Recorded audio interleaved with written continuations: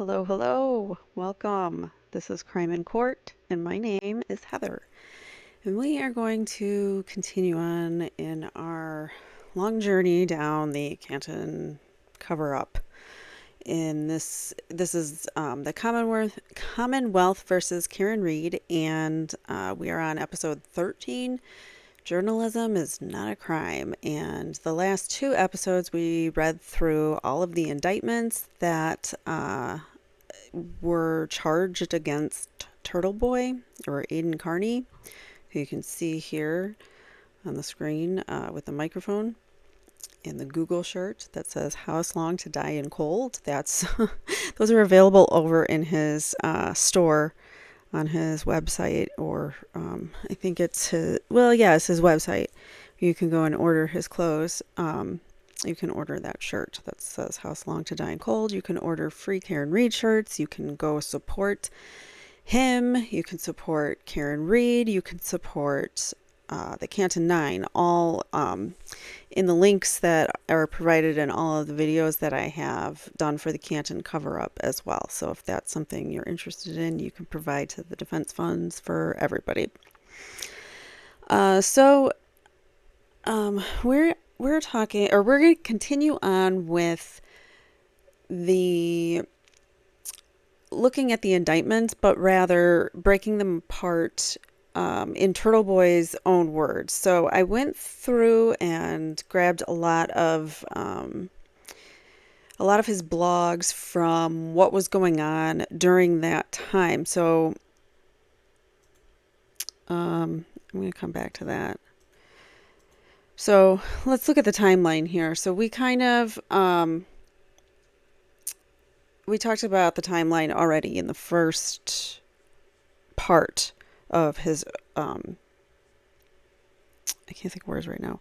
The first part of his indictment episode, part 1. So we went through the timeline, but I put it back here just so we can kind of look at it again.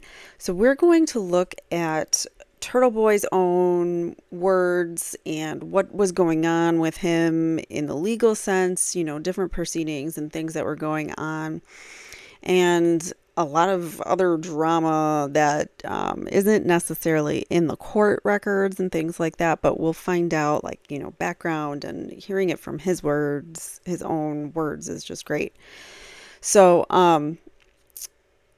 anyways, what I wanted to say was, so we are going to talk about from the time that he was arrested, October 11th, through basically when the stay away orders are lifted. So we have a lot to get through. There's a lot that goes on between October and December. And I grabbed all the relevant blog posts that I could. So before we get started, though, I did have a little bit of a presentation that I just wanted to kind of go over.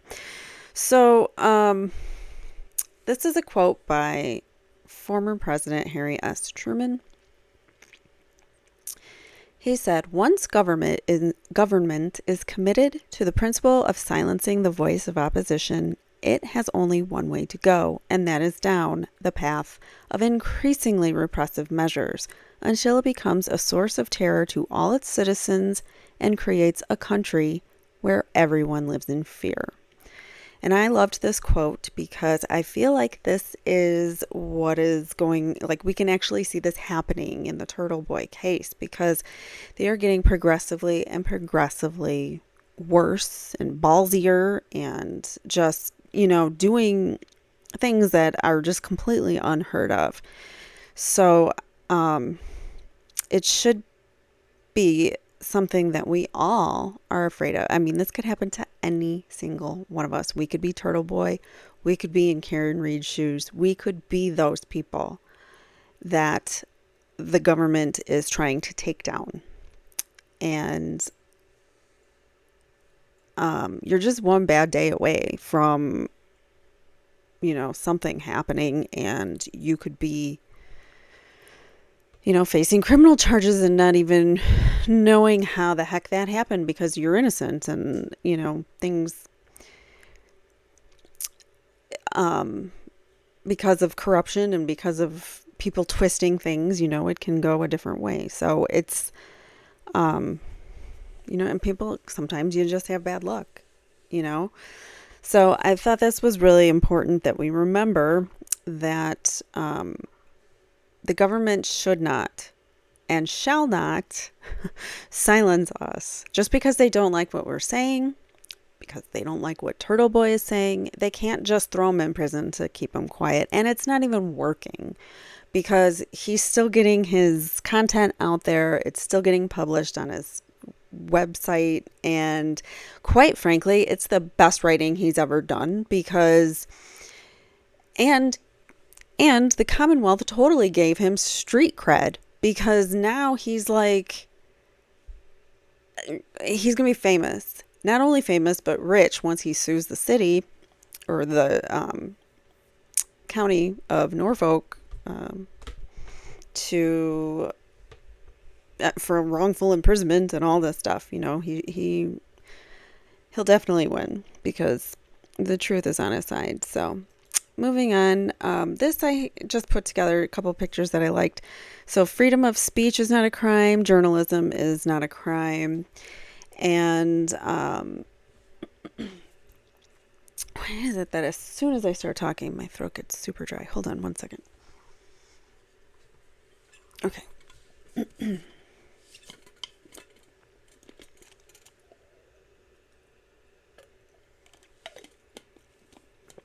Okay, so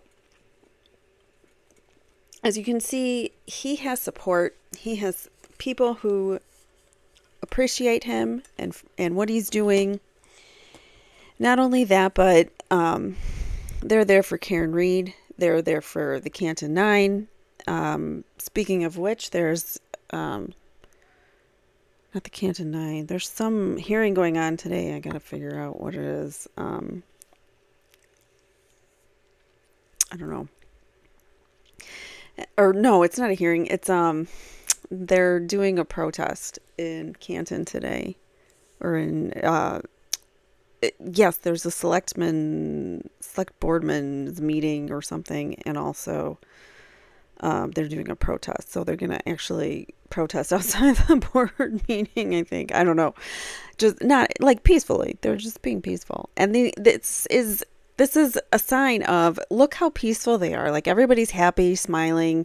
The Commonwealth doesn't know what to do with that because they're being peaceful, and you can't fault them for just standing there and holding a sign. They're not doing anything wrong. And it's the people that are in opposition of the protesters that are the ones that are being vulgar or rude or whatever, what have you. So anyways, moving on. So I just liked these photos in showing that Aiden has support. Aiden's in the middle there holding the journalism is not a crime, and he's also right there. All right, so what I think this all is government overreach, and this is prosecutorial overreach. This is overreach from, I think, a lot of people involved, especially the district attorney's office and the Massachusetts State Police and the Canton. Well, I don't know how much the Canton Police know or were involved in the cover-up, but I think there's people that know in the Canton Police Department what really happened. But anyways, let's move on to Aiden's own words. So, that was the timeline we're going to go over. I already did that. Out of order. So, we're going to move on to Turtleboy's own words. And as you can see, I compiled like a bunch of his blog posts into one big PDF so we can kind of just scroll through it and read his own words, because what better way to hear from Aiden than to hear from him in his own words. So this was the blog that was done immediately after, the day after his arrest, because he was arrested October 11th, and then this is his writing about it. All right, so Canton Cover-Up Part 180, award-winning journalist charged with 8 counts of witness intimidation for asking questions and holding peaceful protests in Canton. I don't know how the Commonwealth thinks they're getting away with this. He says, as you probably know by now, I was arrested at my home by state police on Wednesday morning after putting my children on the school bus. I was booked, transported to Stoughton District Court, and charged with 8 felony counts of intimidation of a witness, 4 misdemeanor counts of picketing a witness, and 1 charge of conspiracy. I was shackled, held in a cell, and arraigned in front of a hostile audience that had been tipped off by their friends and co-conspirators at the district attorney's office. So all of the Alberts, the McCabe's, I think Trooper Proctor might have been there, and Buchanan. There were people that he had been reporting about there looking quite smug. Anyway, so I was eventually... This, by the way, he's got a lot of pop-ups and things, which is another reason why I did this in a PDF, because sometimes the pop-ups and stuff make it hard to read, but I'll do my best here to try to read through this. So I was eventually released on personal recognizance and given a stay-away order against 8 quote-unquote victims who I've been exposing, asking questions to, and peacefully protesting against. The last 48 hours have been difficult as the same corrupt cops I've been exposing executed a search warrant on my house and stole my phones and computer. I bought a new phone and computer today and was finally able to publish this story tonight. So he can't do his job. So there are serious charges. These are serious charges, and I need a quality criminal defense attorney. He asked, for help from some of the, from his followers. Anyone who reads this, there's a link in here to donate to the Legal Defense Fund. You can do that through the links I have provided in my description or on his website, his YouTube page. All right. Anyways, so he appreciates all donations and can't begin to describe how overwhelmed he is with emotions for all the support that he's been receiving.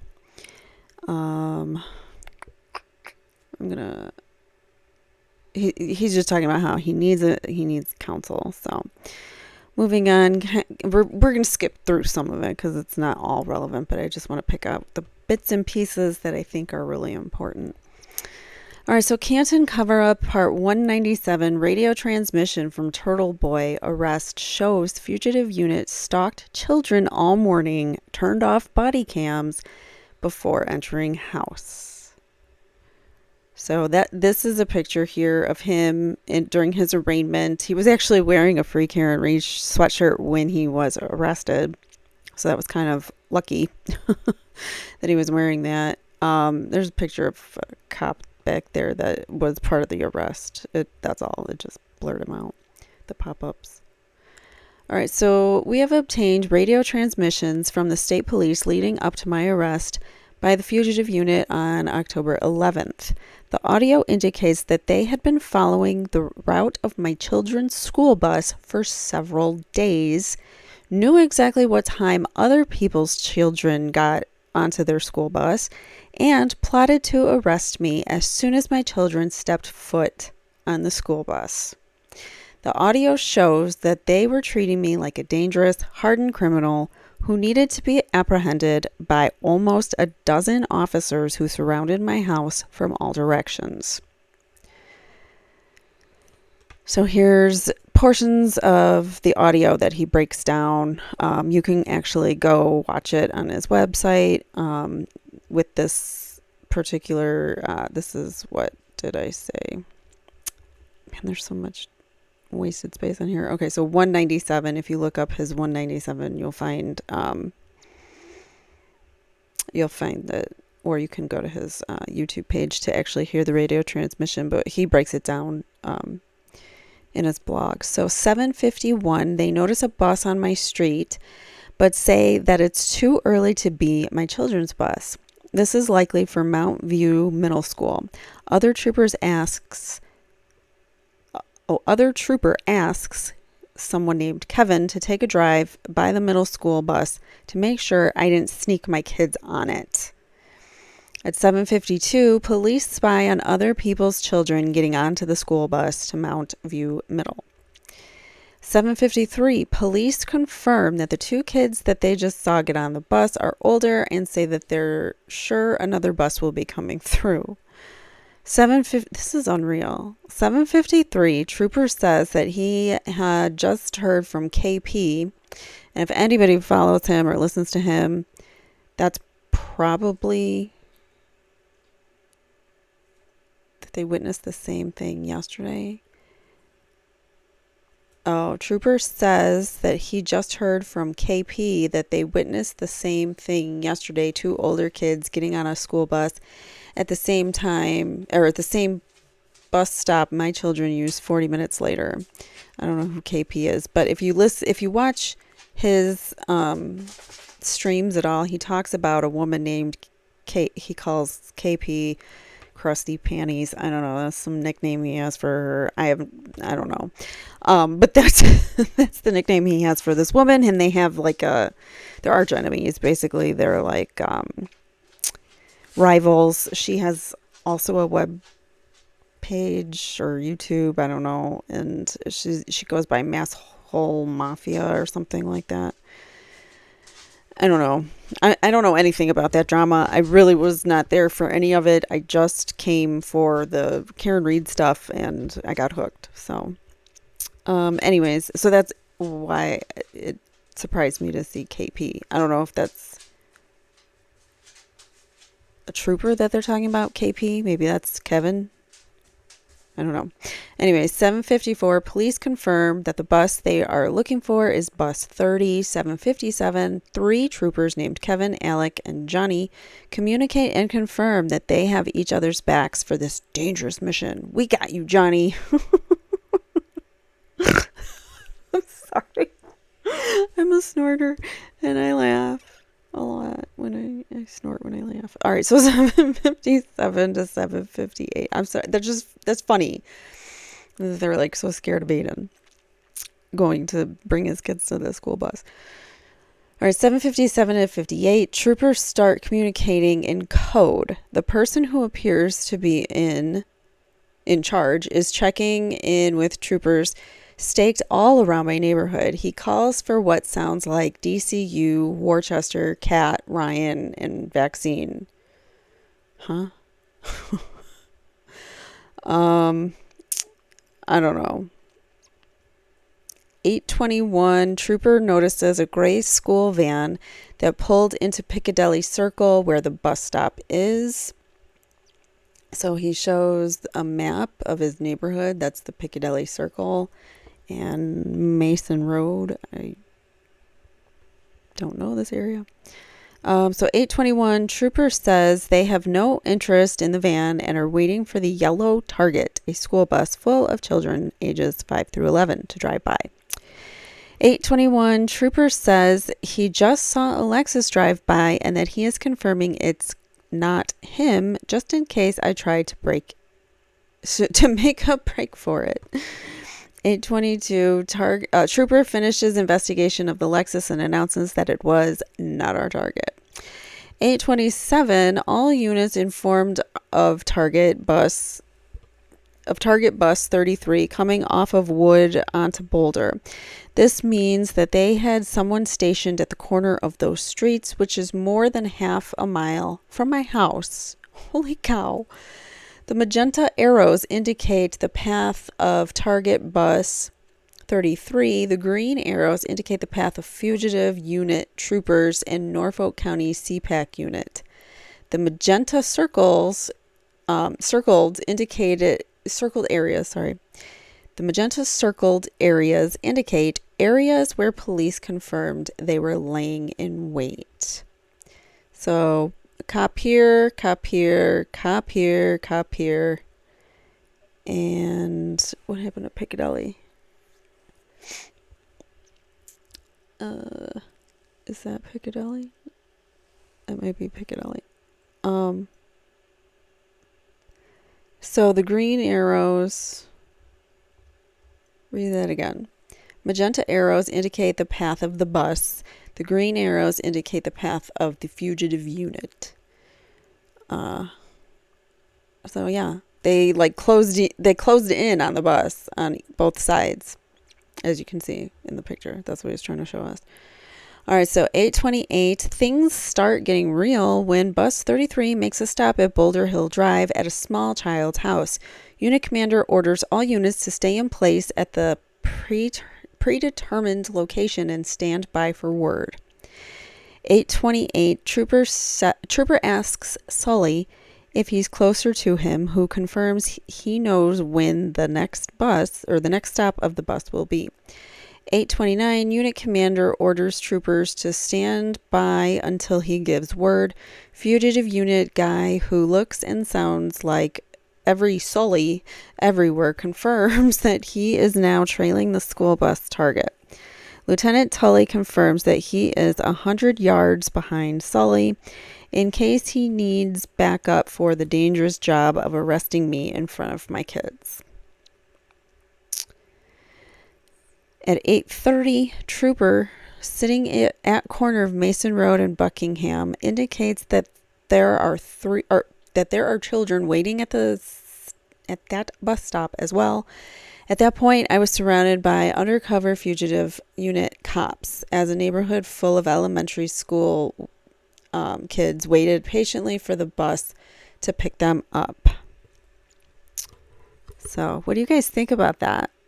Oh, before I forget, I always forget at the beginning of my videos to please hit like, subscribe, comment, let me know what you think in the comments below. I'm always up for discussion and all. I usually try to engage.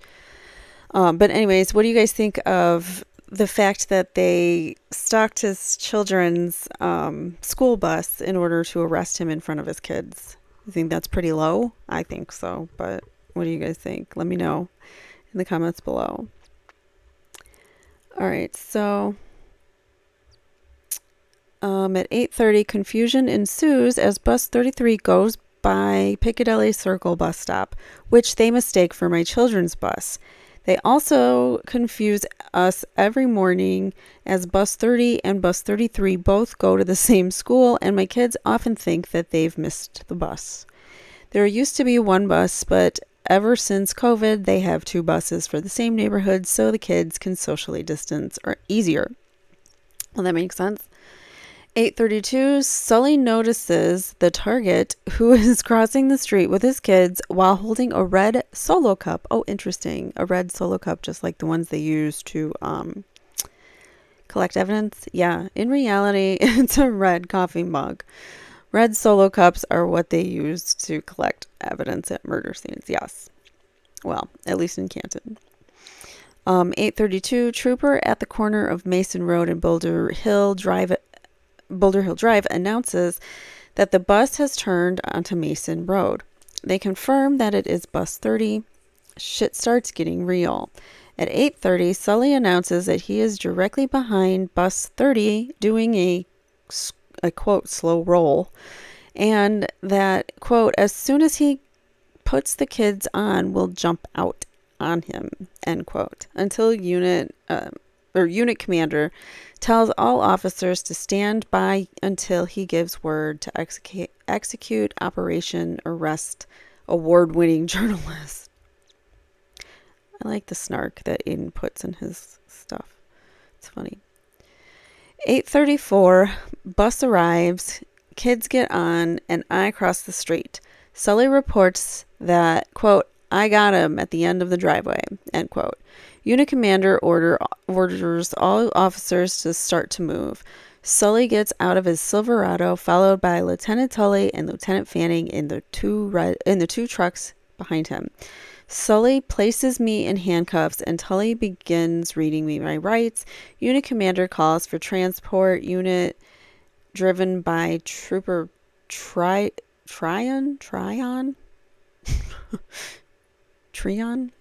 I don't know. Who responds with received. Then 8:37, Trooper Tryon's sergeant announces that the unit or that the transport vehicle is pulling up now as they walk me up the driveway towards the house.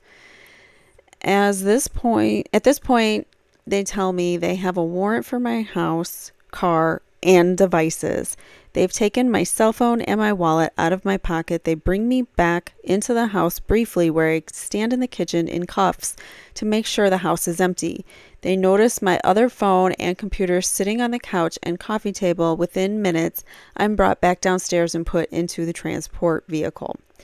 At 8:49, Unit Commander announces that once the transport vehicle takes me to the Holden State Police Barracks, they can all pull into the driveway. He then orders troopers 3 times to deactivate BWCs, the state police code for body-worn cameras.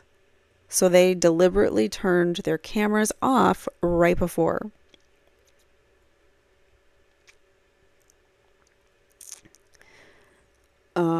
Or at least before they start doing all the searches in his house anyways. So 8:51, Unit Commander asks for a crime scene unit to enter the house after body cameras are deactivated.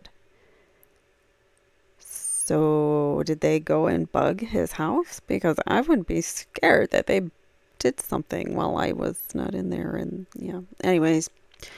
8:51, Unit Commanders asks for crime scene unit to enter the house after body cameras are deactivated. I said that. The next stop after Piccadilly is the Maple Tree Learning Center, where at least 15 kids get on the bus.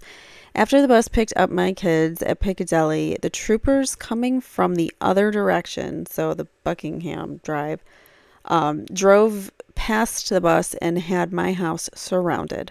All of the children waiting at Maple Tree Daycare witnessed 7 to 8 undercover vehicles with their blue lights on, descending on their friend's father and arresting him like a dangerous fugitive.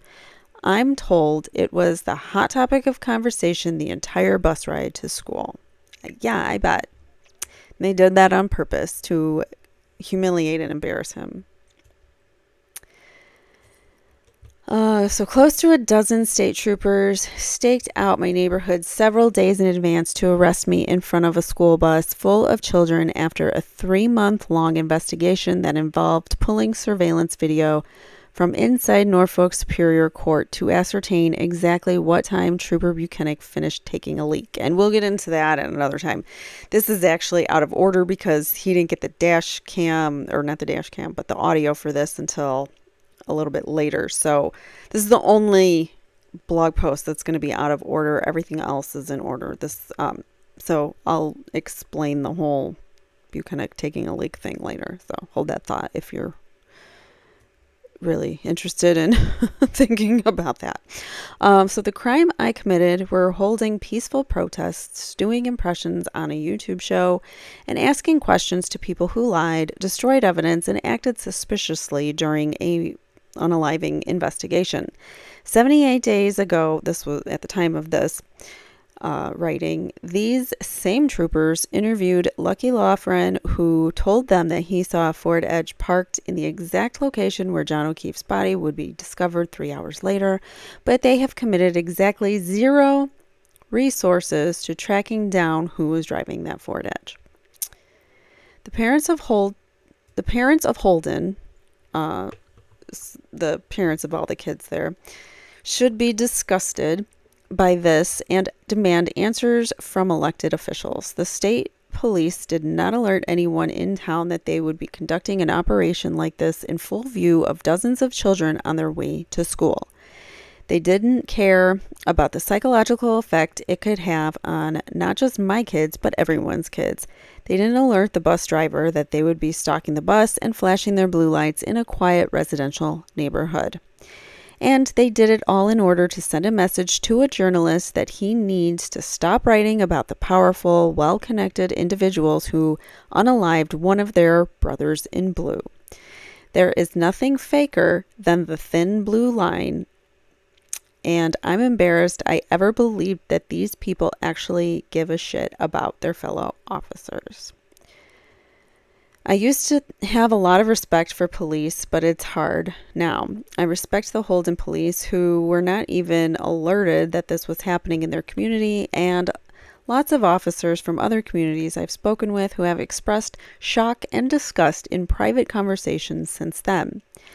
But after hearing this audio and how seriously these losers took themselves, it's clear that a lot of cops are just wannabe Rambos who think their job is a lot more dangerous than it actually is.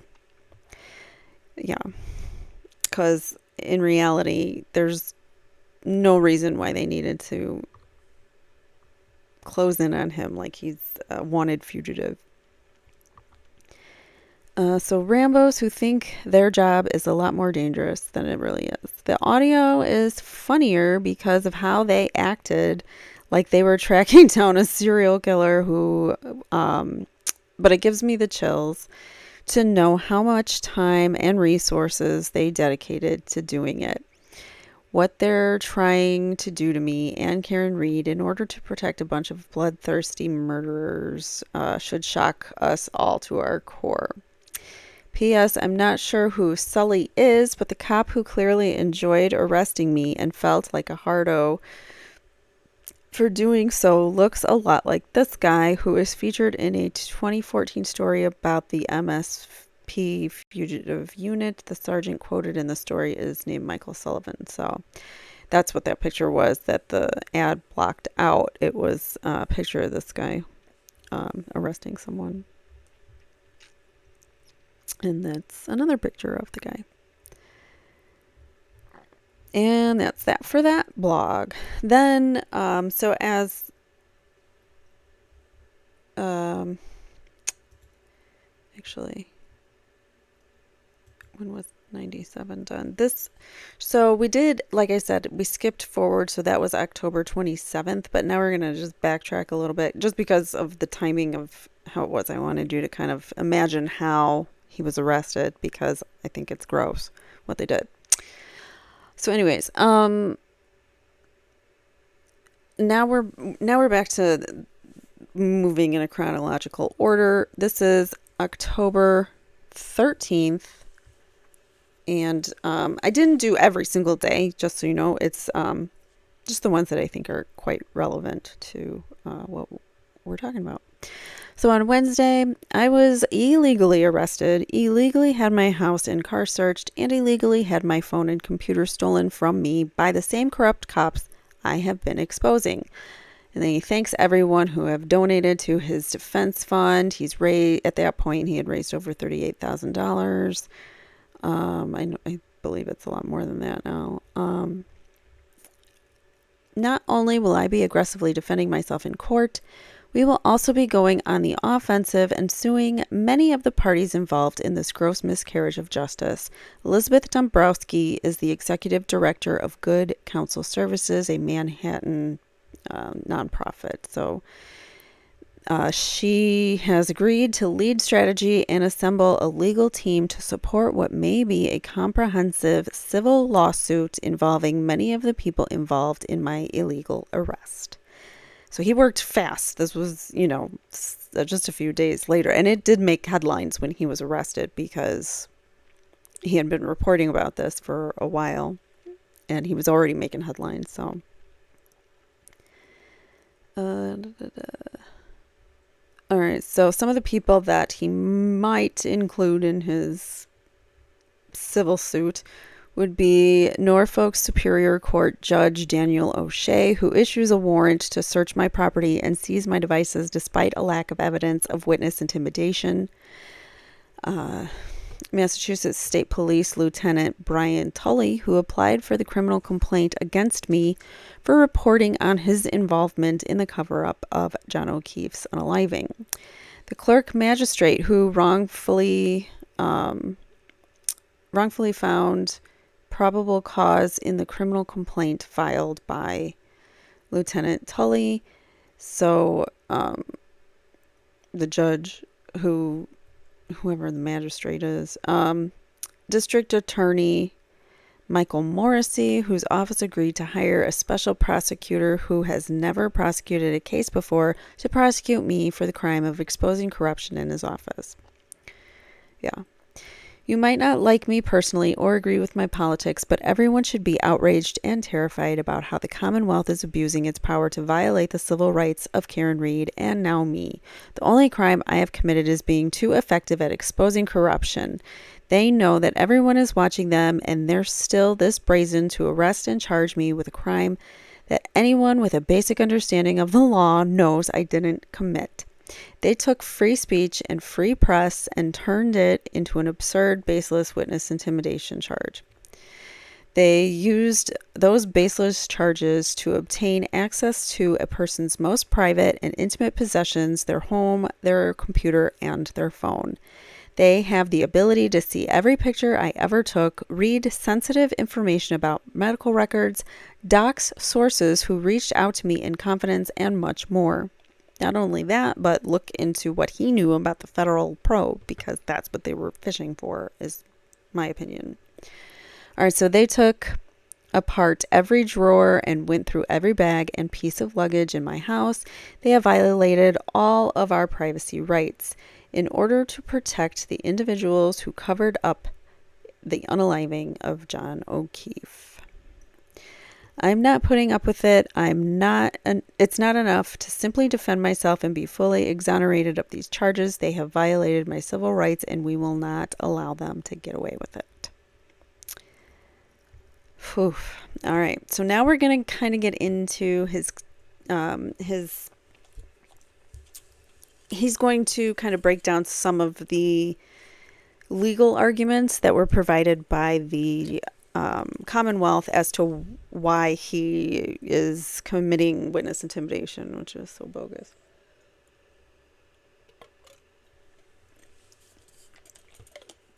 So, Canton Cover-Up Part 182, charging documents for witness intimidation against award-winning journalists, consist mostly of out of context YouTube quotes. And this was written October 16th. He asks for people's help. He asks for help with fundraising. Let's keep reading. So the people who charged me and arrested me are the same people I've accused in several blogs of being corrupt, including Lieutenant Brian Tully, Sergeant Yuri Buchanan, and Lieutenant John Fanning, all of whom were present at the raid at my house on Wednesday, October 11th. The people who I have been ordered to have no contact with are all subjects of my reporting for the last 6 months. So basically, you just told him he can't do his job anymore. And you took away all of his tools to do his job. So if that weren't enough to say you can't work on the same story you've been reporting for 6 months on, now let me take all your computer, your resources, your phone, everything away. So it's notable that not a single Holden police officer was there when I was arrested, nor were they even alerted about the presence of the Massachusetts State Police Fugitive Unit in town. If they truly believed I was a hardened criminal, the local police would have been alerted and present. But the fact of the matter is that the MSP is ashamed of their own actions, and they know that no respectable police department would want to assist them. Members of HPD, Holden Police Department, and a plethora of other police departments have expressed to me off the record their disgust with police actions in the Karen Read case. They arrested me in front of a school bus full of children and across the street from a daycare bus stop in order to confuse them and get other children to make comments to my children. They were successful in that regard. What a bunch of sick people. I have been interviewing potential attorneys for the last few days and will know shortly who I am going with moving forward. So he was in the middle of interviewing attorneys, but now he's got Bradle. So the witness intimidation statute is extremely broad and open to interpretation. It states that it's illegal to threaten a potential witness, officer, judge, or juror with the intent to impede, obstruct, delay, prevent, or otherwise interfere with a criminal or judicial proceeding. And he posted it there.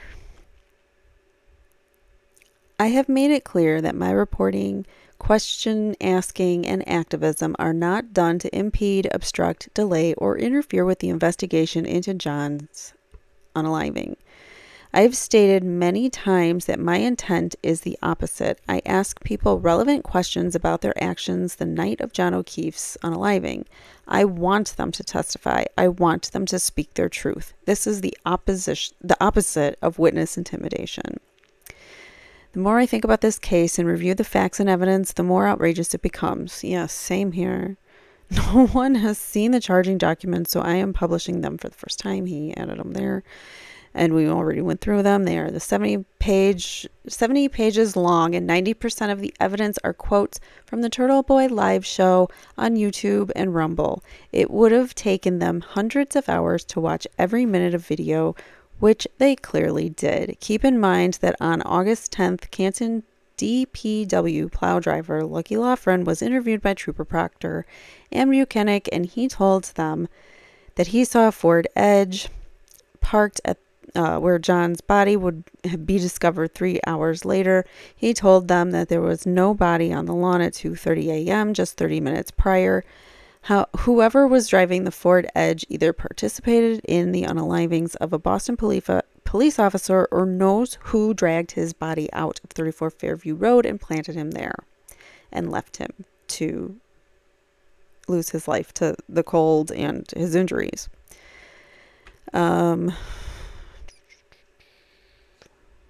don't need to read that. All right, so most of the case against me so far consists of out-of-context quotes from my show designed to make me look like I'm harassing and intimidating witnesses in the Karen Read trial. In reality, I've been investigating the Karen Read case and trying to interview and ask questions of people who may believe, including Karen Read's attorneys, who many believe, including Karen Read's attorneys, should be considered suspects, not witnesses, due to their suspicious behaviors. Yeah, I agree. I've also been leading peaceful protests in Canton on public sidewalks, public streets, and inside public buildings. All of these actions are sacrosanct.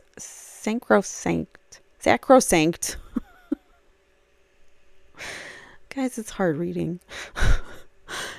All of these actions are sacrosanct under the First Amendment. The challenge I face now is which is where he asks his turtle riders, his followers to come in. He asks for examples of some of the misquotes, or he asks everyone if they want to help, if they could go into the videos and like find the actual timestamp of where things are and get the whole quote and not just the little excerpt that makes them look bad. Get the context that surrounds it. All right, so the DA's office claims that I made the comment regarding witnesses and he made the comment, quote, regarding witnesses. The timestamp they give is 1:19. However, if you watch the video starting at 1:14, you will see that these comments are actually made in regard to DPW employees who were giving me the runaround about questions I was asking them. I wanted to know if Lucky Laughran plowed Fairview Road the night John O'Keefe was ended, which DPW Director Michael Trotta claims never happened. Trotta refused to meet with me, so I vowed to return, thus the comment, "You haven't seen the last of me." And I remember watching that video. I remember almost all of these examples and how they're so taken out of context. So what I need from Turtle Riders is to analyze all of the quotes. He's trying to organize a group of people to help him. So here are the quotes. Quote 1, 2 women confronted by Albert family member outside Waterfall Bar in Canton after being harassed inside for wearing a Karen Reed shirt. So he sexually harassed this woman, one of the Alberts, at the waterfall bar, and they were staring at them and looking at pictures. And we'll get into it more. And he gave the we read this actually because it was in the indictments about I got pictures of you, you can't leave the country, and other, turtle writers are going to take pictures of you, you just have to accept it, they're going to send it to me, you're famous. So these quotes are all taken out of context.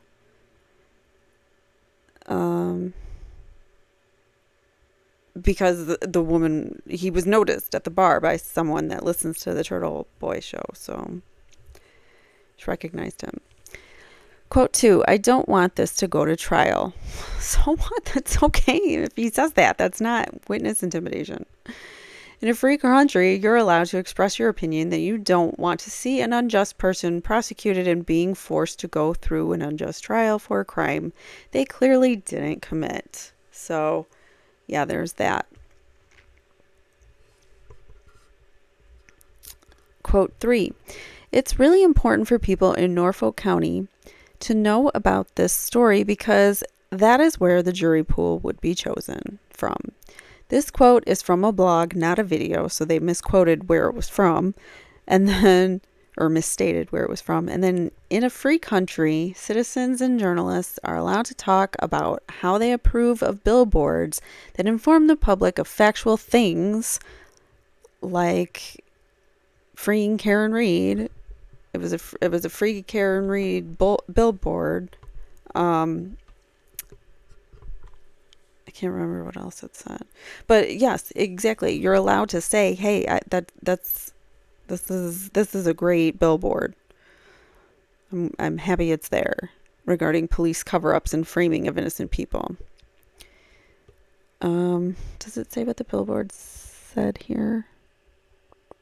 Yeah, it just says free Karen Reed with a picture of Karen. All right, so next article, we're moving on to Canton Cover-Up, Part 25. Colin Albert posted videos threatening to knock out multiple people, a history of how to stay protected in Canton. So, this is a picture of a different, what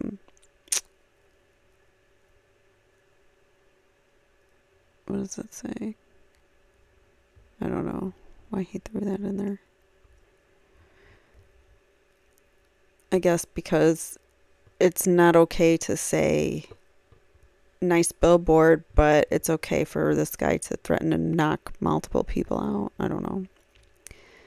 Voicemail. Quote 4. Voicemail to lead detective. So that would be Trooper Proctor, episode 590, unknown time. It says, in this process, Carney called a work cell phone of Trooper Proctor. He stated that he got multiple, hang-ups and voicemails and whatnots. And we reread through the whole quote, so we don't need to do that again.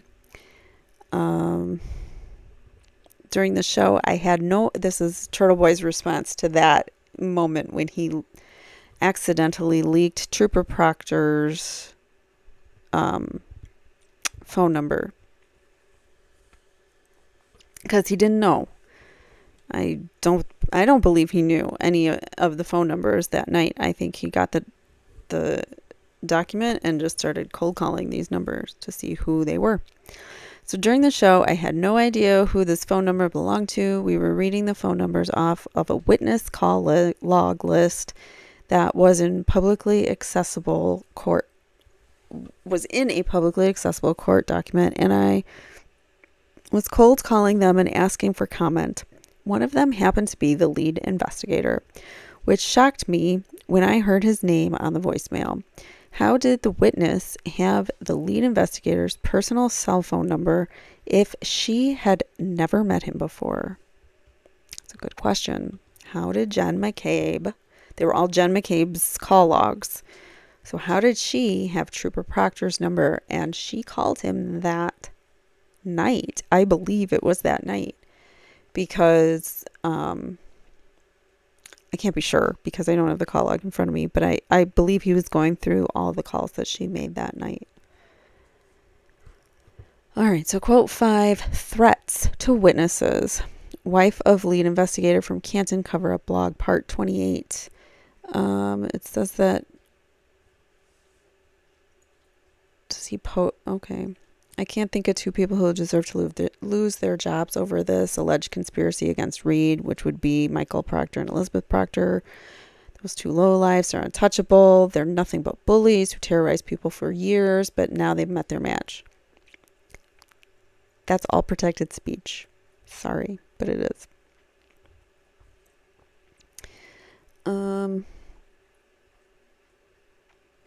Here we are again with that. I don't know. All right, so this is more of the charging document, and he's just quoting his phone. This was the response back, I guess. Or no, this was him leaving a message for Elizabeth Proctor. So they're saying that was harassing her or whatever. I don't have his full quote here. He contacted the employer to see if they were aware that they were getting other people. They were trying to get other people fired from their jobs, I guess. I don't remember the whole thing. We got some of that quote cut off, it looks like. Anyways, quote 6. Turtleboy ran the plates of cars parked outside home of lead investigator. This has led to a conspiracy to commit witness intimidation charge. The problem is that no witnesses were intimidated as a result of the post. Rather, the inquiry was conducted to prove that one of the witnesses in the Karen Reed case was a personal friend of the lead investigator. If anything, it's conspiracy to report the truth. This witness claimed that she never met the lead investigator prior to her car being seen at his house, and that she was there because they were bonding as victims. Remember, we read that in the charging documents, but we know for a fact that they've been friends for years. They're family friends. It's inappropriate for a witness in a murder trial to become personal friends with the lead investigator while an investigation is still active. However, a January 29th, 2022 police report shows that the lead investigator met with the witness that day. And that's part of the charging document here. She stated she had never met... I interviewed Jennifer McCabe regarding the incident. She stated she had never met Elizabeth Proctor or Michael Proctor prior to September 23rd. Since the first meeting several weeks ago, Jennifer and Elizabeth have communicated regarding the constant harassment, intimidation, and public attacks. Remember? So she was only there to discuss the harassment that they both bonded over.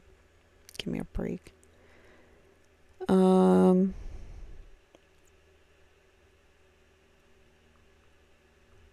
I don't know why there's a picture of these. He throws in a lot of pictures or videos, so it's hard to get through some of this sometimes. Maybe he's pointing out the fact that, their own people are doxing everybody. I don't know. Quote 7. Quotes made during the July 22nd rolling rally in Canton, specifically at one witness's home. In the quotes used by the Commonwealth, I repeatedly state that I believe that all witnesses in the case should tell the truth. Urging people to tell the truth does not satisfy the witness intimidation statute. Urging people to lie would satisfy the statute. So that's the big difference. And I don't know why they don't understand that. So he was telling Julie Nagel, nothing will stop you from telling the truth. You know what happened that night. You might as well tell the truth. The truth will set you free. So how many times did he say the truth, the truth, the truth? He's pushing them to say the truth, not to change their testimony to some lie because they're already lying. All right, so quote 8, statement I made on the Wrist Flex show on August 20th, stating that I want the world to know what happened to John O'Keefe. I cannot find the link to this video currently, but it seems odd that the Commonwealth sent men with guns to my house and seized my personal property because I want to inform the public about unreported facts involving the unaliving of Boston police officer. Yeah, because he said he wants the world to know what happened. So, that's not a crime. Statements I allegedly made urging turtle riders to order food from D&E Pizza and not pay for it. I don't recall ever saying that. I do recall peacefully protesting outside the pizza shop, urging citizens to recall an elected official for his alleged involvement in the cover-up of the unaliving of John O'Keefe. So Aiden is saying he does not recall stating that he was asking people to order food and not pay for it or not show up. He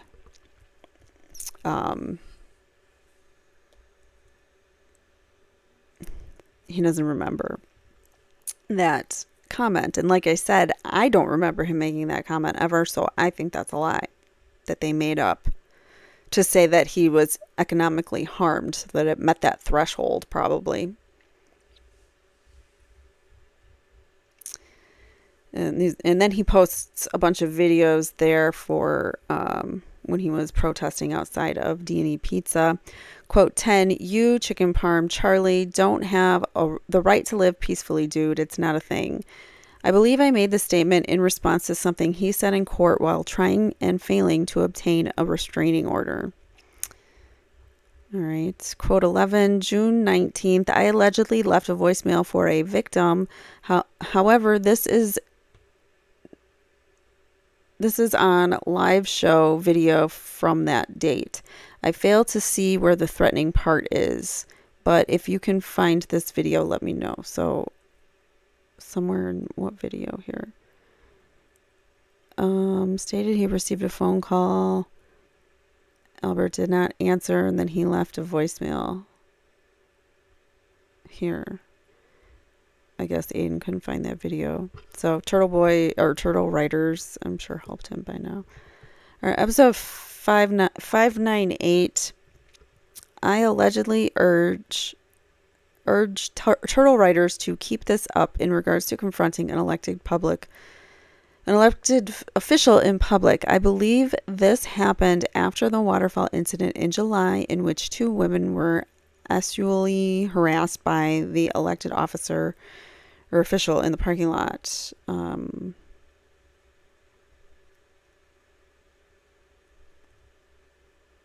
So let's keep this up. I was so proud to see Turtle Riders unafraid confronting evil like this in the flesh. All protected speech still, though. I mean, you can't stop him. All right. Quote 13, episode 590. I call a witness and leave a voicemail asking her about her family's involvement in the unaliving of John O'Keefe and their close relationship with the lead investigators. Was he calling John McCabe? Who's he calling? Yeah, John. Or Julie.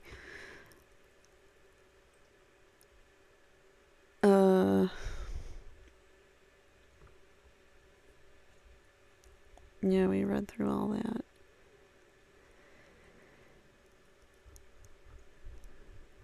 All right, quote 14. Rolling rally protest, quotes, outside home of lead investigator. State police apparently set up surveillance cameras in response to the peaceful protest where women, children, and the elderly stood on public sidewalks and public roads and voiced their opposition. So it was, multiple people, and it wasn't just Carney. I mean, a lot of people you can express your distaste for the way that thing was handled in an investigation or politically, I mean, when it comes to political matters too, because there are people in elected positions that shouldn't be in those positions right now because they're covering up for things. So you're allowed to speak up against that. All right, so running plates. Somebody wanted to find, or he wanted somebody to find the term on that, or when he said that.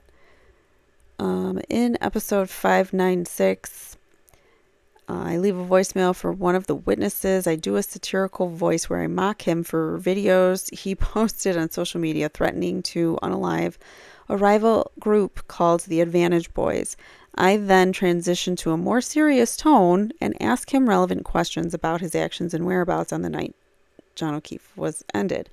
And I talked about that last time. I remember listening to it. He does it in a mocking voice, like yo yo yo, what's up type of voice, and then he goes back to his normal Aiden voice when he gets serious again, when he's not doing the mocking anymore. And that's the voicemail. The yo Colin, it's Turtleboy from them Advantage Boys, bang bang bang. I don't know why people talk like that.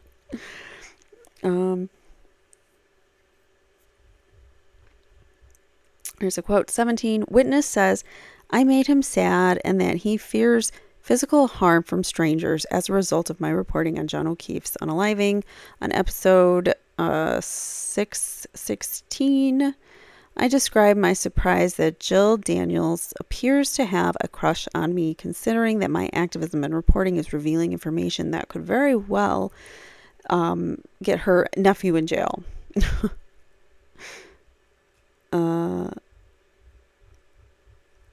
He joked about that on his show, that she was hot for him. Turtleboy misidentifies children of witnesses in picture with lead investigator putting her children in fear. Essentially, this witness has officially gone on record denying the existence of two of her children. So Jen McCabe denied two of her children in order to deny a personal relationship with a lead investigator who never treated her as a suspect because he was trying to cover for whatever happened at that party that night. They also seized my phones to find evidence, allegedly. They also seized my phones to find evidence of wiretapping based off of a 12-second video I posted on Twitter of me in the Norfolk County Courthouse bathroom. This is where Buchanan taking a leak comes in. So there was something going on. There was some hearing, I think, for Karen going on, and Buchanan was in the bathroom at the break, and right at the same time, Turtleboy came into the bathroom, and Buchanan had left, but Turtleboy made a video then saying like, hey, I was right here in the bathroom with Sergeant or Trooper Buchanan, whatever it was. I don't even remember, but it was just like memorializing the moment that he just peed next to Trooper Buchanan. But anyways, so on that, they said he was like trying to wiretap Buchanan or something. Like, how is he wiretapping Buchanan? How? Unless he has some kind of devices that he like implanted on Buchanan's cell phone without him noticing it because he wants to listen in on his conversations. It's like, how are you trying to wiretap anything? I don't know. They got him on wiretapping. So Buchanan is not even in the video or heard at all in the video. Thus, the video cannot be wiretapped. I do not need any help with this one as I haven't been charged with anything yet on that. But then he does get witness intimidation again for whatever they're trying to do here for this moment, this bathroom break.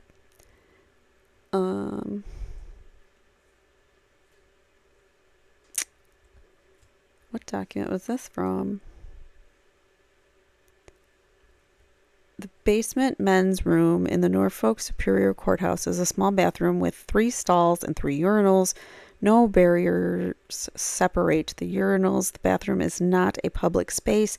Sergeant Buchanan stated when he was in the basement men's restroom using a urinal, Carney entered the restroom, stood next to him at an adjacent urinal, and began to ask him a series of questions regarding the alleged police misconduct. Sergeant Buchanan did not answer any of the questions and left the restroom a short time later. On the same date at 8:10 p.m., Carney posted a video on his Twitter account capturing a portion of the interaction between Carney and Sergeant Buchanan. The 12-second video appears to be from a cell phone held in front of Carney's body at approximately chest height, possibly placed on a urinal in the bathroom. Oh, give me a break. I recognize the room to be the basement men's room of the courthouse, and Carney's clothing matches that I just observed what he was wearing in the courthouse. The frame of the video only shows Carney with the wall and ceiling behind him, so you don't even see anything. In the video, Carney states, "So you think Michael Proctor planted the evidence? Seriously, just me and you in here. Come on." Below is the tweet. So it's a joke, clearly. And there it is. So while he was in the courthouse today, he was taking a leak next to Detective Buchanan. And there you have it. He memorialized it. That's all he wanted. But I believe they also did add that as another witness intimidation or something. Here he says, "I also knocked on one of the doors of the witnesses while attempting to ask her why she Googled how long to die in cold. If knocking on doors and asking questions was against the law, then every reporter in the country would be guilty of witness intimidation. There were not any no trespassing signs in the yard at the time, and this same individual was denied harassment prevention order by a judge in Stoughton District Court who told her that my actions were covered by the First Amendment.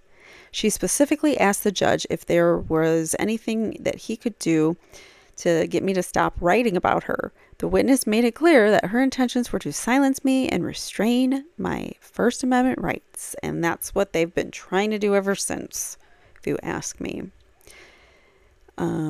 He posted a bunch of videos about that. He also went to the high school lacrosse game, but they're public events. Free citizens have every right to go there and ask questions of other people at public events. This is not harassment or witness intimidation. The same witness has a brother-in-law who threatened to end me and bury me in Judge Cannoni's seaside cottage in Barnstable. I don't know how you say that. Don't laugh at me. You can laugh at me, I don't care. "I am excited to defend myself on this case. I was not the least bit intimidated or surprised about being arrested. I'm just blown away that we live in a country where law enforcement officials feel comfortable arresting a reporter for investigating their corruption. But they messed with the wrong award-winning journalist, and now it's time for Daddy to fight back." So, when exposing a crime is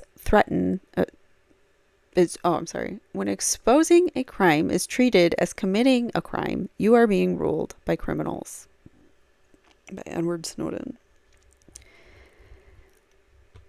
Here he is getting out. He was arraigned. That was the first time. So that was October 11th. He was getting released.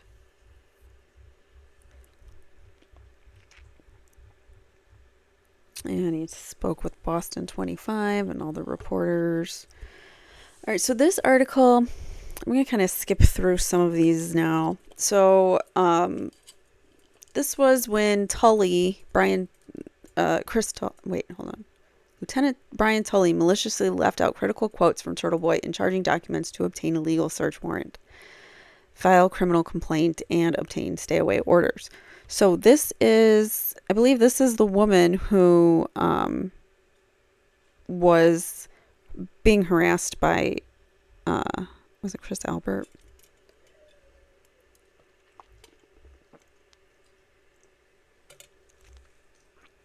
I'm going to skip through here. So the actual context from this quote is that on July 15th, two women went to the waterfall bar, one of whom was wearing a free Karen Reed shirt. So I think it was her. I don't know. Inside, unless it's just like some other photo that he used. Inside, she saw Chris Albert, who was staring at her because of the shirt that she was wearing. The woman took his picture, which upset Chris Albert, so he made sexually derogatory comments to her.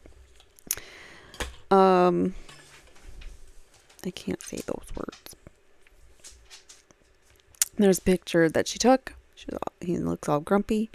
On their way out of the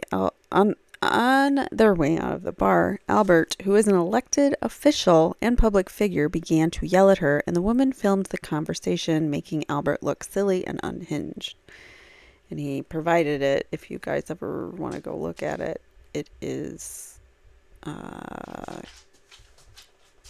his episode. Oh gosh, there's so many pages. I just wanted the episode number. 184. Man, that took forever. Sorry. There's so many pages. I'm going to skip through some of this. All right, so she took his picture. He looks grumpy. He's unhinged. My quote in the charging documents was not threatening Chris Albert. It was telling him that if he chooses to go out in public, this is going to continue to happen. It is beyond my control because I did not send this woman to the waterfall bar to confront him. If I were him, I would keep a low profile, but he can do as he chooses. Clearly, he's gone a different route. But what I said was a simple statement of fact that life is as normal is over as it is for many people, especially Karen Reed. When a body is found on your front lawn, your life should change. That's not a threat. It's factual commentary on an ongoing matter of public concern. The charging documents say that I said, you guys should just stop going out in public. It's only going to get worse from here. But they left out really important phrases. The full quote here, you guys should just stop going out in public. That would be my recommendation. It's only going to get worse from here. I did not direct this person to do this. I can't stop them. They're everywhere. They don't like you. Meaning his followers. People who are following the Karen Reed movement. So when you play the whole quote, it shows that I was actually offering him friendly advice about how to avoid confrontations like this. I made it clear that I did not direct anyone to do this, but that I'm powerless to stop it. People dislike Chris Albert independent of me because he is a public figure. So people can already dislike him for reasons that he's, choices that he's made on the board and things like that. They don't necessarily have to dislike him just because of this case. And remember, this is not the homeowner. This is the brother of the homeowner, Brian Albert. So he's a select boardman. So he's got some kind of power in the city or county, All right, so leaving out those phrases was intentionally and maliciously done by the state police in order to apply for a warrant to invade my house, steal my personal devices, and charge me with 8 felony counts of witness intimidation. Every single quote that they listed does the same. I can't even begin to describe how violating that is, not only for me, but for the thousands of people who have messaged me in confidence. We do not live in a country where law enforcement officials can seize the property of journalists, or anyone for that matter, because they intentionally misrepresented words that were said on a YouTube stream. So I have put together 6 Google Docs that contains transcripts of the quotes, and so people are like putting together timelines and things like that. So he doesn't have to listen to hundreds and hundreds of hours to listen to of his own video. People helped him. I know they did. So that was back in October. So now moving on to October 20th, the state police facilitated witness intimidation against Karen Reed's attorney, David Yannetti, by leaking private text messages from Turtleboy's phone. What's that all about? So the state police arrested me on October 11th and had possession of my phones within minutes. By 9 a.m., I was en route to the Holden State Police Barracks for booking, where they made it clear to me that I would not be able to call for a ride or bail without giving them access to my phone, since I don't know my parents' cell phone numbers. I did not want to give them my passcode, but the alternative was spending the night in jail and not being able to alert anyone that I had been arrested. They could have easily driven the phones to the Holden State Police Barracks, which was just 10 minutes away, but they chose not to. It was a coercive move that we will be challenging, him and his lawyer. But most concerning was that at 10:16 that morning, Karen Reed's attorney, David Yannetti, received a threatening Twitter DM from a woman who acts as a spokesperson for the Alberts and McCabe's, telling him to, quote, buckle up, Buttercup, because she has access to text messages between David and I, which she claimed implicated him in witness harassment. And this is from that KP lady who I don't even want to talk about, but yeah. The one that her and Aiden are just enemies, sworn enemies. I don't know why. I don't know the story. I think they used to work together and whatever. I don't know. She just keeps getting involved in his stuff. He wants nothing to do with her, but she keeps getting involved with his business. So she sent to Karen's attorney, David Yannetti, this text. We know you're involved in Aiden Carney's little witness harassment game, and your texts with him have already been making the rounds. Buckle up, Buttercup, with a smiley face. I don't even know. I don't even know why you would send that. But anyways, notice how she didn't allege that I had communicated with attorneys Alan Jackson, Elizabeth Little, or Ian Henchy. I have contacted all four of Karen's attorneys using email and phones for quotes on stories I was working on. Sometimes they are able to answer my questions and sometimes they can't. But the only one I have ever communicated with via text message was Yannetti. The others were email or phone calls. I don't remember the context of all of my conversations with David because the police stole my phone and won't allow me access to it.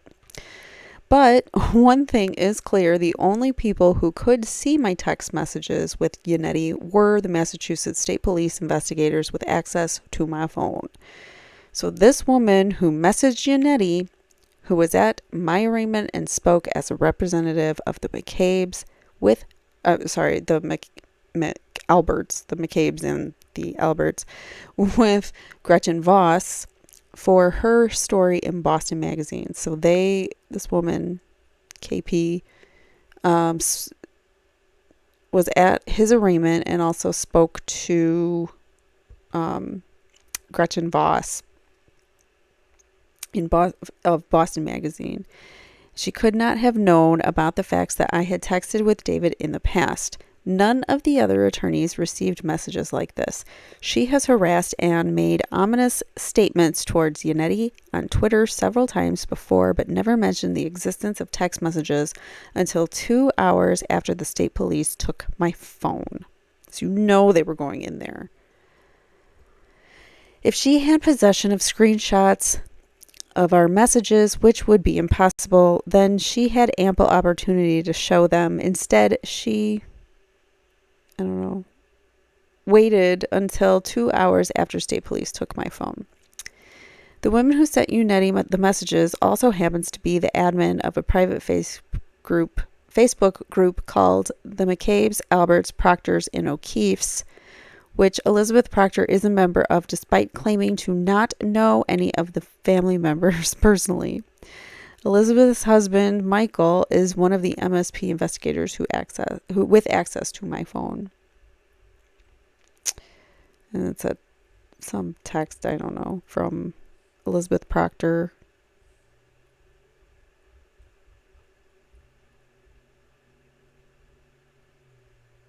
and then something she had posted on Facebook. I know several people, or in their Facebook group, I know several people have been contacted by, hold on one second. Oh, no, we're okay. I gotta make sure, because my boyfriend's stopping at Walmart after work, and I gotta make sure that I check him in when he gets there, but he's not there yet. All right, so this was a Facebook post from Elizabeth Proctor in that Facebook group. So she says, I know several people have been contacted by Gretchen Voss of Boston Magazine. I have as well, and I have maintained communication with her. I'm really trying to convince her that the story isn't the ridiculous and cruel fantasy story that the defense is spreading for Karen Read, but instead the staggering toll it is taking on so many innocent and grieving human beings. I'm still a little wary of her intentions. If I'm being totally honest, I'm thoroughly disgusted with the media at large in this case, but at least outwardly she seems to agree with me, so I'm cautiously optimistic. I just wish the public understood better what is really going on and remember that at the center of this all is an actual victim, and it's not Karen Read, it's John O'Keefe, and now his friends and family as well. Wow, okay. Oh, and speaking of, he just texted me, so hold on 1 second. I gotta check him in so we can get our groceries.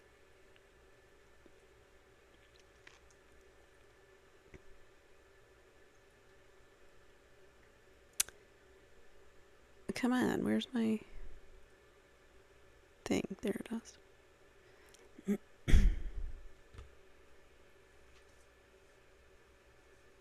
All right, sorry. Got him checked in. So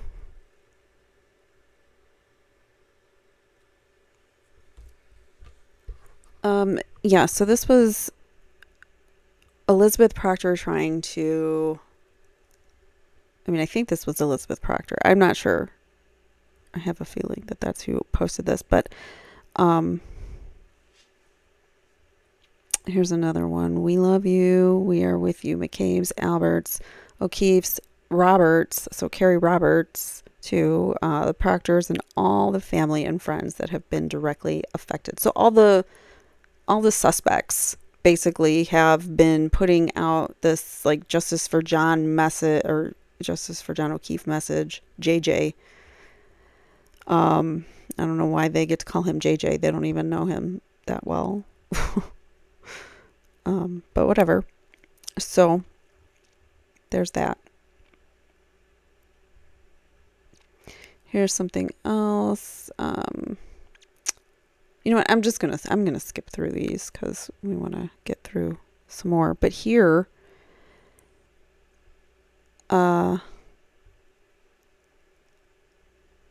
left this in the door.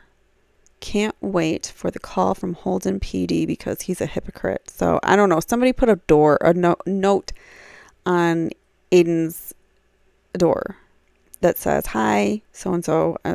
I'm assuming his wife, ex-wife. I think they still live together. I don't know the whole situation. I don't care. It's none of my business. But it says, "Hi.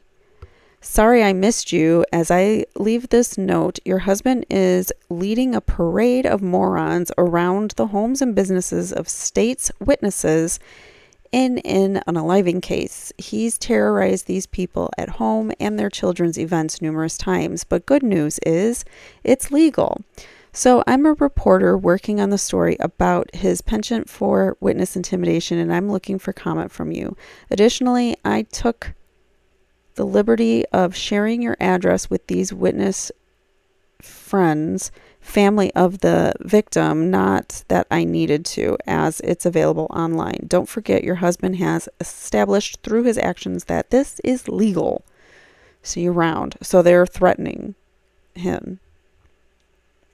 Here's another threat. I would say this is a threat because somebody took this picture from a car window in his driveway. It looks like they pulled into his driveway and took this picture. It says, FYI, Aiden's mailbox is on the ground, held up by effing rope. His soft hands have never touched a hammer before. I'm less certain about other men's penises, though. Like, why are you talking about other men's penises? The state police and DA's office know that they have no chance of convicting me of anything. They arrested me and raided my home for two main reasons. One, to obtain a stay-away order, which would make it harder for me to report on widespread corruption in the cover-up of John O'Keefe's ending. And two, to gain access to my phone, computer, and notes inside my house in order to find out who I have been communicating with and what information I had on them. And not just that, they want info on the federal investigation. There's no doubt about that. So basically he's saying, like, there's no other way that this person could have leaked these unless they were talking to insiders in the case. I mean, or they, it was leaked to them from somebody. So this same woman is at his arraignment in court, who has a restraining order, from a daughter of a Boston police officer who has a restraining order against her.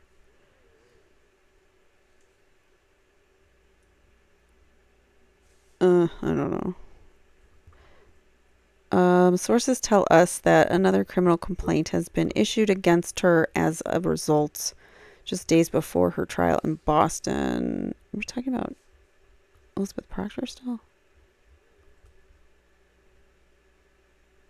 There's no other way this individual could have known that I had texted with David Yannetti unless the state police leaked that information. The woman who messaged Yannetti said that our messages had been making the rounds, so they've shared it with many people. That's what that means. This same woman was at my arraignment despite being just feet away inside the courtroom from the daughter of a Boston police officer who has a restraining order against her. Oh. So she was near this person who has a restraining order against her. After the arraignment, she made statements claiming that she was there to have a meeting with Special Prosecutor Ken Mello and was not in violation of the order, although this individual has a long and documented history of lying, so there is no way of verifying that. Sources tell us that another criminal complaint had been issued against her.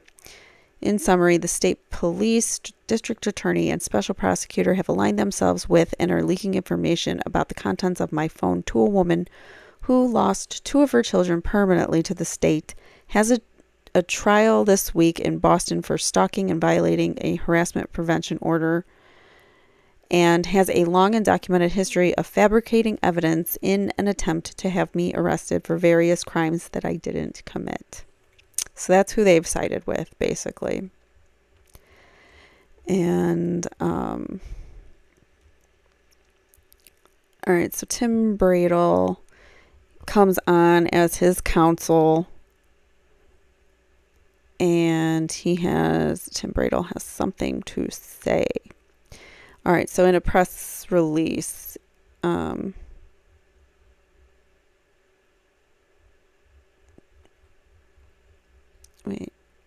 okay. Yeah, so this was in a press release. I'll just read this version of it. All right, so October 21st, 2023, the Law Office of Timothy J. Bradel, PC, is pleased and privileged to announce that we have been retained by Aiden Carney, aka Turtleboy, in connection with the scurrilous... I thought I was good at reading. Scurrilous prosecution mounted against him by the Norfolk County District Attorney. Attorney Bradel will represent Mr. Carney along with a talented team of investigators and forensic experts.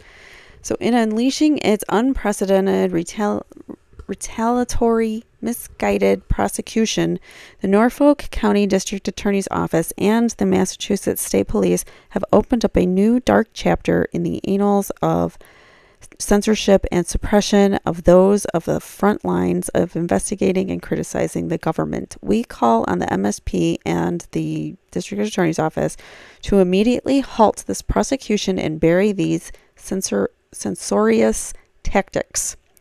We cannot allow the government to selectively weaponize criminal statutes to suppress the legitimate voices of its political enemies.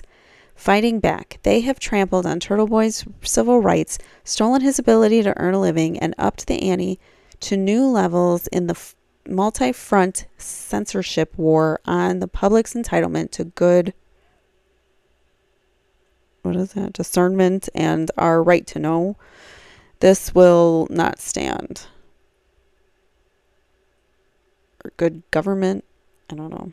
To date, we have demanded that the MSP cease and desist any further searches until we can litigate the appointment of third parties to screen and protect Turtleboy's privacy and unrelated sources. So they want basically to get them to stop searching his information because they obtained it illegally. They don't have a court order to actually go into his phone. It's only that they had the court order to seize it at this point.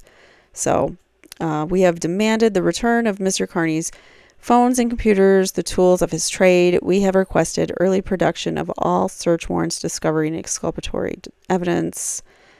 They had a hearing. What is at stake here? Time-honored journalistic tactics aimed at getting to the truth cannot be twisted into felonies. Journalists cannot be arrested and their homes invaded when they discover and publish truths the government or its favored friends find uncomfortable or inconvenient.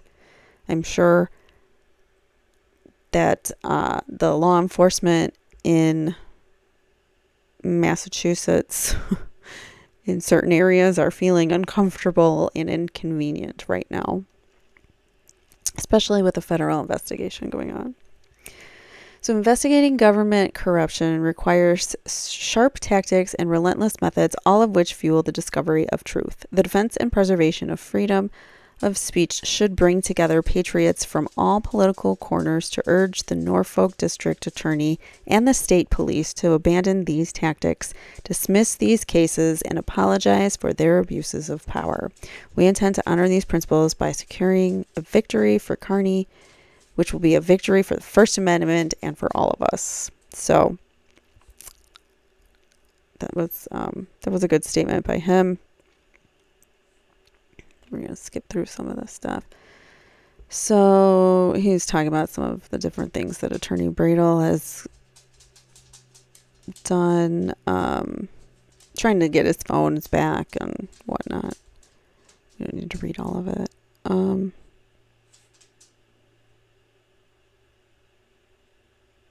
So we had another hearing with Judge Krupp. As it currently stands, there are 8 individuals, all of whom I have reported on, who I am not allowed to contact or question. I must stay away from. It does not say how far I must stay away, and Judge O'Malley said that it was overly broad on purpose. The law does not permit him to do that. I have the right to report on and question these 8 individuals, and I should not have to worry about being sent to jail for 90 days if the same corrupt detectives who took my comments on YouTube out of context in order to charge me take future comments I make out of context in order to violate my bail, which is exactly what they were trying to do. They were really trying, and he didn't do anything until what they had set him up for. So this was an article that he wrote about the PCA that they use to actually obtain the search warrant. So you can see Trooper Buchanan and Aiden are right there. These are still frames from the surveillance footage of the courthouse where they say that he was wiretapping Trooper Buchanan, which makes absolutely no sense to me, but whatever. All right, so today we received the affidavit, the probable cause, and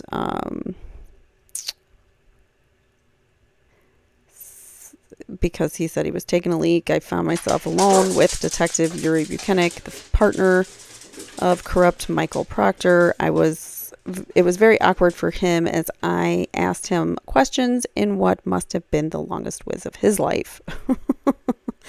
So that was his tweet, and then they get him looking at his phone coming down the stairs or something, and that's witness intimidation, apparently.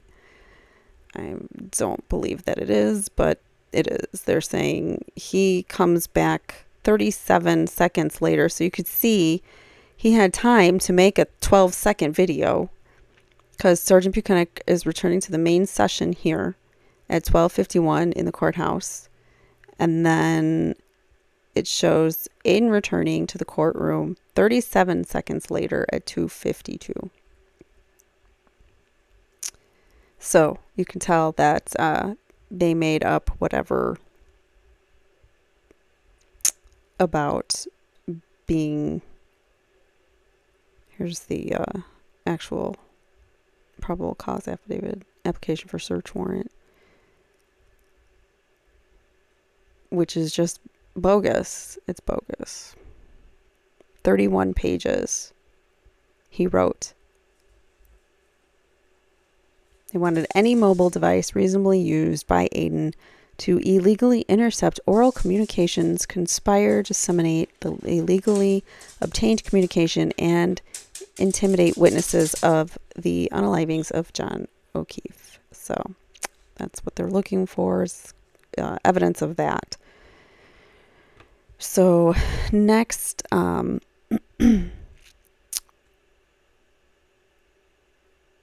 Brian Tully, Norfolk County prosecutor, said Turtleboy was flight risk in order to obtain his arrest warrant. So, why would he even think that? I don't know, but it's crazy to me that he would think that he is some kind of flight risk or violent, the way that they came in on them to arrest him the first time. Yeah, so none of it makes sense. Here he says it lists the date of my first offense is April 1st, but he never even started reporting on the Karen Reed case until April 18th. So there's so many inconsistencies even in the paperwork that's coming from them. Yeah, names, details, and other relevant facts were constantly wrong in all the filings from the Commonwealth and state police in the Karen Reed case. So it's no surprise that they just make up random dates and charge me with 8 felonies. He says here, lawyers I have spoken with have never seen someone arrested after being charged with witness intimidation. It's almost always a summons. But in my case, a warrant for my arrest was issued at 7:10 p.m. the night before the police arrived at my house.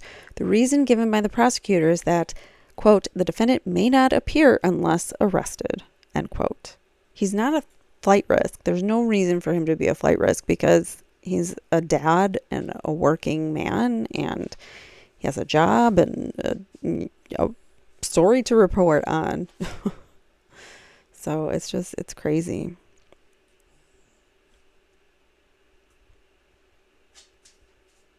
I'm just trying to see what else.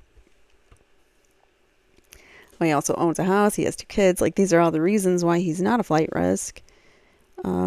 As usual, Brian Tully lied in his report that I was a flight risk because he wanted to abuse his power in an attempt to humiliate and degrade me. He's a sadistic pig, small in stature, who gets off on the fact that the Commonwealth has given him a badge, a gun, and the ability to put much stronger people than him in handcuffs. He hoped that gaining access to my devices would give him access to sources for stories who were giving me tips on his criminal behavior. He hoped that cuffing me in front of a school bus full of kids and parading me around in shackles on television would break me and get me to stop exposing him. Well, it didn't work. And here's his mugshot, which he loves. He put it on a shirt. He put it on, like, he gave himself a hat. Not a hat, like a Santa hat for Christmas. There's a Santa Christmas Turtleboy shirt that he made.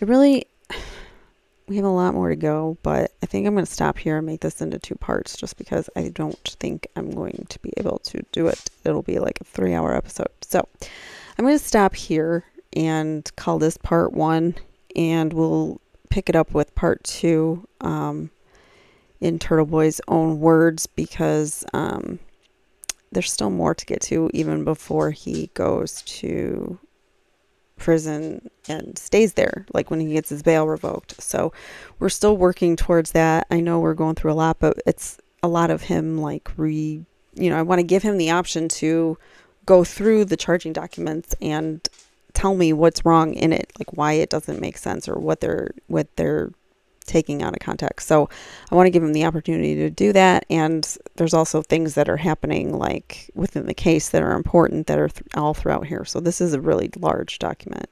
I know that, but I think we'll pick up the next time with this this article, this blog post of his, which is 195. Colin is alleged victim of witness intimidation from July 8th voicemail, despite not actually being a witness until July 18th, because he was never actually questioned until July 18th by the police. So, yeah, so how can he be a witness in this intimidation thing when he wasn't even... The voicemail that he left, he wasn't even a witness yet. So it's a good question, and we'll get into it next time. And let me know what you guys were thinking now that we've gone through a lot of the charging documents, and Turtleboy's had a chance to, say his side.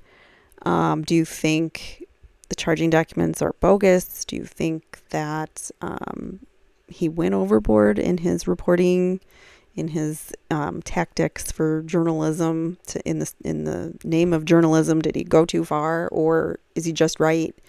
Is the fact that he isn't sitting in prison the reason that, or does that prove that his journalist tactics really were good and they were working, because he was getting the information and he was too good at telling us the truth, and that's why he's sitting in jail?